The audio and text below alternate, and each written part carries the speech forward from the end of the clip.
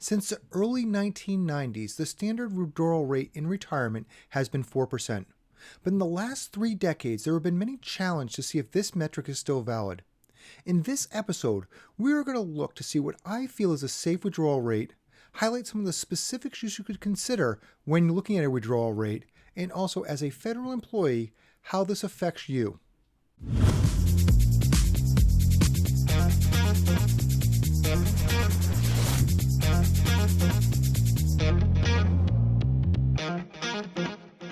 Welcome. I'm Ed Smith, President of Valor Wealth Partners, where we're dedicated to educating federal employees on how to maximize value from their complex and often underutilized benefits. This is the second episode in a 3-part series on retirement for federal employees. The first was TSP and retirement, and the next one is TSP asset allocation. Now, if you've never heard of the 4% rule, that's okay. We're going to first give a brief history of where it came from, then give a down-to-earth example of how it works. I then want to go into one of the challenges that came out after the 4% rule was announced and really look at some of the math. I'm then going to talk about what my concerns are with the 4% rule, and finally, how it affects many people as federal employees. In 1994, Bill Bengen, known as the father of the 4% rule, published his first paper on this topic. He was trying to find out what a safe withdrawal rate was for somebody to retire and take money out over 30 years. When he was doing all of his calculations, he came up with a number of 4.15. And through some of his papers, the media canned the 4% rule and they just took off with this. He never actually started the 4% rule as a term himself. One of the limitations that came out with this first publication was that he was only using 2 asset classes: large company stocks and treasury notes. So it was very limited on the allocation that he had and what really somebody would do in real life. In 2004, he came out with another paper, and this had a more diversified allocation. And this time, the distribution rate was 4.5, and even at some points up to 5.5%. So you can see that the numbers that he came up with were even higher than the 4% that everybody talks about. Before we look at the complex math, or one of the challenges that came out, let's try to simplify this a little bit more. If you're looking at a 4% withdrawal rate, what you want to do is divide the 4% into 100, and you come up with 25. So this means that if you simply had the principal and taking out 4% of your principal per year, it would last you 25 years. Now, you want to try to keep your investments growing at least at the pace of inflation, if not greater, to make this happen. But if you know that your principal will last over 25 years, that's very simple to be comfortable about how much this money will last you. So if you're 65 years old and you have 25 years of this principal lasting you, that will bring you up to age 90. But one of the things you have to consider is that as you get older, you can increase that withdrawal rate. Now let's say you're 80 years old and your life expectancy is, say, 90, or that's what you plan to live to.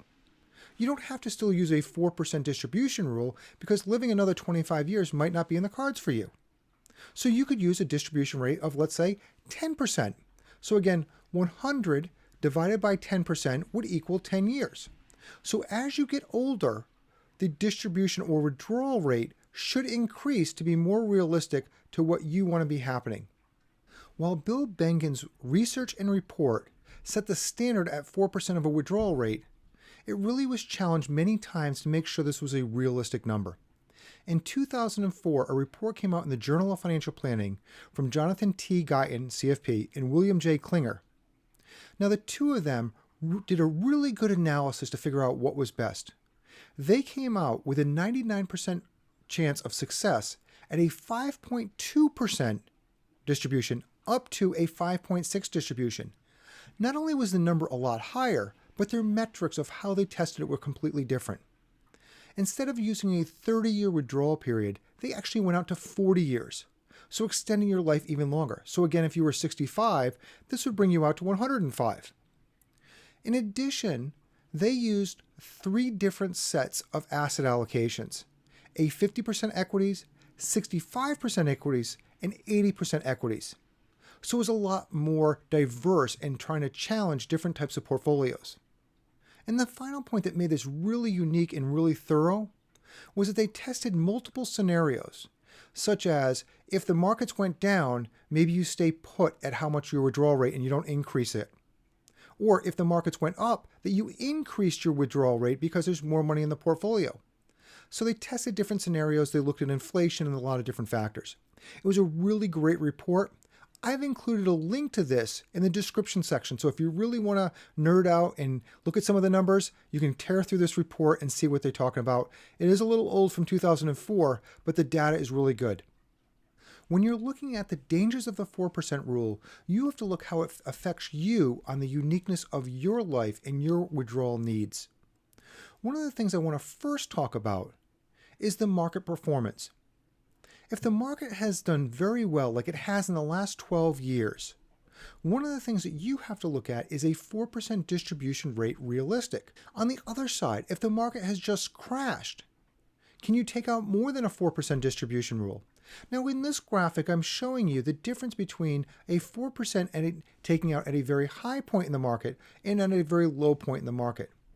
It's very realistic that you should maybe reduce the withdrawal rate when the markets have performed very well. Say you had $500,000 and it increased to $1 million, you might not want to be keeping that 4% number. Maybe you go down to a 3% distribution number. On the same side, if the market crashed and you have less money, so $500,000 down to $250,000, maybe a 5% or a 6% distribution rule is more realistic because of the potential for the markets to come up. Now, when you're looking at the markets, one of the things that you have to look at is not just how they have performed in the past, but have you shifted your allocation to be more safe?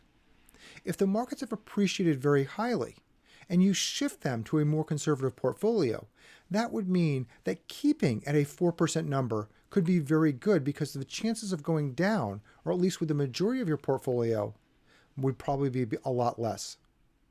So it's looking at how the markets have performed, if they're at a high point or low, and then what they are currently going into the future for you. As I just mentioned, that your asset allocation may change as you're getting close to retirement. So it's very unrealistic to think that you're going to have the same allocation for the rest of your life. Now at Guyton and Klinger, in their analysis, they kept that same 50%, 65, or 80% in equities, which is highly unrealistic. It is most likely going to change as your theory and your emotions change with the markets. You could be making major changes based off of what you feel is going to happen, and it isn't just because of getting close to retirement. There might be periods that you want to have more stock or less stock. There might be something major going on in your life that you have more reserves for, or you just want to have more income in a certain types of portfolio. So your asset allocation changes, which makes it very difficult to look at the mathematical calculations to see if what withdrawal rate would be really good. Because over time, life makes you change things in your portfolio. To get a better grasp of this, please take a look at our next video, TSP Asset Allocation. We go a little bit more in depth about asset allocation and some of the things that you should be considering when you're trying to build this. Another factor that you have to look at besides asset allocation is the need for money. It is also very unrealistic to think that you will have a certain amount of withdrawal and that is all you're going to need. There's going to be times where a great opportunity comes up, maybe to take a trip of a lifetime. Maybe a grandchild is born, you want to spoil them, or you want to go spend some time with a family. Or a health emergency comes up and you need to take a little bit more than you need to. So setting yourself on a guaranteed amount or a percent of your portfolio could be very dangerous. Now, there might be other years where you don't spend all of it. So when you're looking at these guidelines, just look at them as a guideline and not a guarantee that that's what you should do or have to do, because your life is very unique and your changes are going to go up and down depending on what's going to happen in the year. Some years we have very low expenses, and other years everything just hits us at the same time and we take a lot more out of our portfolio. So it's very hard to use a simple rule of what you need to meet your needs. The final danger I want to address is underestimating your expenses. It is very hard to get an accurate number of what your expenses are going to be. Sometimes things will go down in the cost of your retirement, such as discretionary expenses like travel. And I'm not just talking about traveling around the world or around the country. Travel could be about having cars. You might go from 2 cars to 1 car, or maybe not drive that much. Your food, you might not go out to eat as much when you're in your 90s. And finally, your clothing. You might have enough clothes so you're not going out and buying as much as you were in early points of retirement. So a lot of your discretionary spending actually goes down as you get older. Another one of these expenses that we underestimate is your mortgage. Now, most of these models calculate in inflation into all of your expenses or into the withdrawal rate. But your mortgage is a flat number that does not increase with time. Now, your taxes and your insurance will go up, but your mortgage itself will stay flat. And at some point, if we're looking at these withdrawal periods of 30 to 40 years, your mortgage is going to be paid off, which means your expenses went down drastically because you don't have that anymore. So sometimes the mortgage can be very beneficial to make it an even safer withdrawal rate at whatever you're looking at. And then finally, there's just things in life that we can't control. Sort of things like taxes. We don't know what the tax rates are going to be. Your health, and then eventually death, and when that will happen to you. It is very important to get a good estimate of what your expenses are going to be, but just knowing that you can't control these things, and some of them are actually going to decrease in time. So if you use this principle or a standard rule that you don't deviate from, you may leave a lot of money for inheritance that you don't get to enjoy during your lifetime. We break down retirement expenses into 3 categories: needs, wants, and wishes. And if you've listened to any of our videos, you've probably heard this before. Needs are the critical things that you need in life, sort of covering your basic expenses and healthcare costs. Your wants are the things that you would like to do in the future, such as travel or spoil some of your family.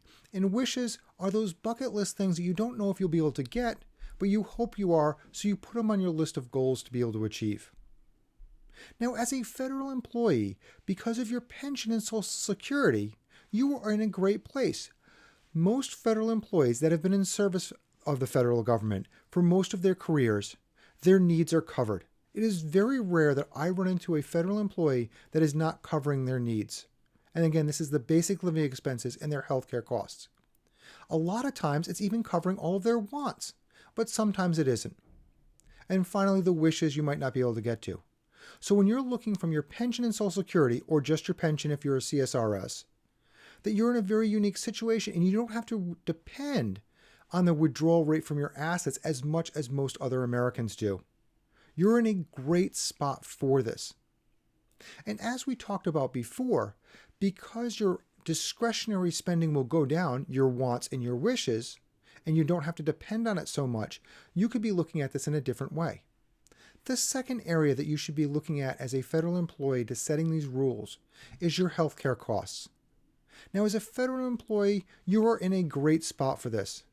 Now, depending on what is best for you, if you just take your FEHB or Medicare or a combination of FEHB and Medicare, most of your medical costs will be covered, especially if you do FEHB and Medicare. And because of this, you can really rely on what those costs are going to be. Most people in retirement have fluctuating healthcare costs that increase drastically over time and is one of their largest expenses into retirement. But as a federal employee, you can really reduce these costs because the government is helping you pay these premiums and also protecting yourself for the other out-of-pocket surprises that may arise.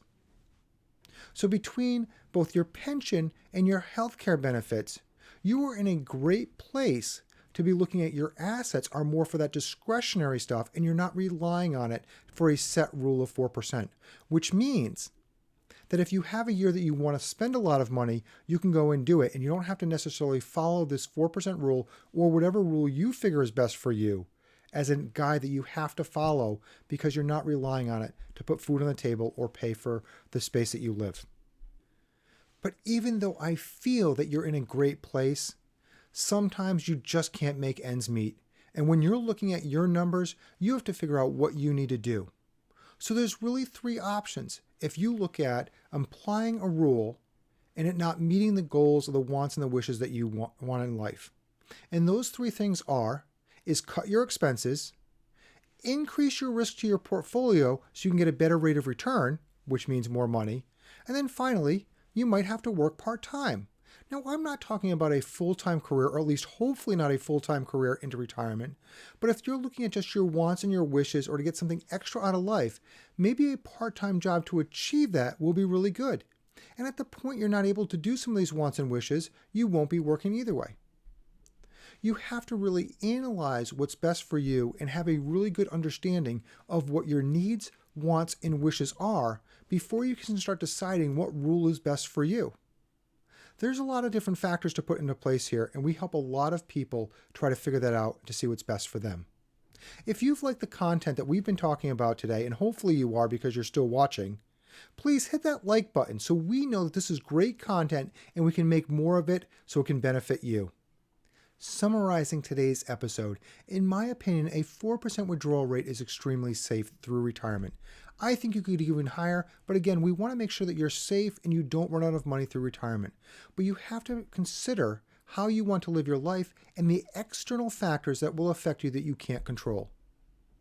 As a federal employee, I feel you're in a very strong position to get through retirement because of the benefits that you have. We want to help you out the best that we can, so please get conflict-free, unbiased advice. Thank you for your time today, and we look forward to helping you in the next video.